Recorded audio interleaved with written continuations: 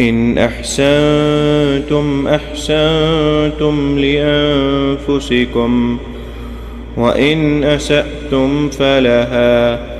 فإذا جاء وعد الآخرة ليسوءوا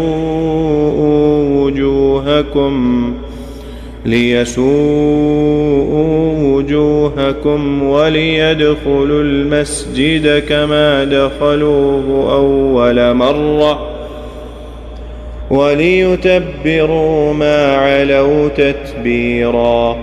عسى ربكم أن يرحمكم وإن عدتم عدنا وجعلنا جهنم للكافرين حصيرا.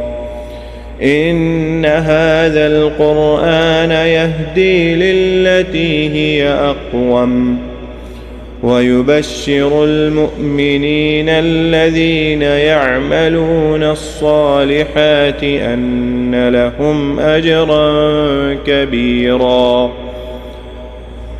وأن الذين لا يؤمنون بالآخرة أعتدنا لهم عذابا أليما.